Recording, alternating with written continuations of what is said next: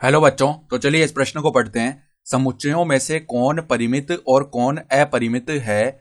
100 से छोटे धन पूर्णांकों का समुच्चय। तो यहाँ पर देखो, एक समुच्चय है 100 से छोटे धन पूर्णांकों का समुच्चय, और हमें ये बताना है कि ये परिमित है या अपरिमित। ठीक है, तो प्रश्न में आगे बढ़ने से पहले इस प्रश्न से संबंधित जो मुख्य अवधारणा है उसकी हम चर्चा कर लेते हैं। तो देखो, मुख्य अवधारणा, यदि यदि किसी समुच्चय में यदि किसी समुच्चय में अवयवों की संख्या निश्चित हो, अवयवों की संख्या निश्चित हो तो वह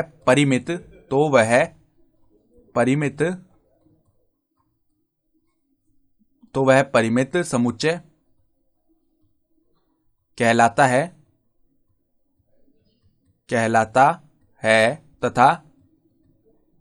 तथा अवयवों की संख्या अनिश्चित होने पर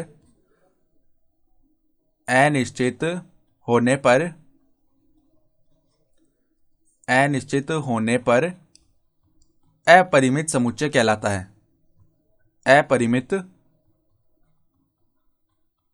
समुच्चय कहलाता है, यानी किसी समुच्चय में अगर अवयवों की संख्या निश्चित है तो हम उसे परिमित समुच्चय कहते हैं, और अगर किसी समुच्चय में अवयवों की संख्या अनिश्चित है तो उसे हम अपरिमित समुच्चय कहते हैं। ठीक है, या फिर दूसरे शब्दों में बोले तो अगर किसी समुच्चय में हम अवयवों की संख्या को गिन पा रहे हैं तो वो तो हो गया हमारे पास परिमित समुच्चय, और ऐसा समुच्चय जिसमें अवयवों की संख्या को हम गिन ही नहीं पा रहे, इतने सारे अवयव आ रहे हैं, तो उसे हम अपरिमित समुच्चय बोलेंगे।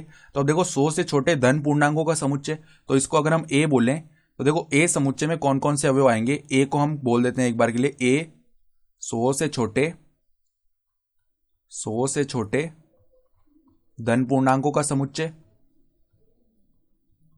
धन पूर्णांकों का समुच्चय अगर माने हम, तो यहां पर देखो ए में कौन कौन से अवयव आ रहे हैं हम एक बार मान लेते हैं। माना ए जो है वो 100 से छोटे धन पूर्णांकों का समुच्चय, तो ए में देखो अवयव, देखो धन पूर्णांक लेने हैं तो 1 से चालू होगा, 1 2 3 इस प्रकार चलते चलते यहां पर 100 से छोटे, ठीक है, यानी 100 नहीं लेना है तो 99 तक यहां पर धन पूर्णांक आ जाएंगे।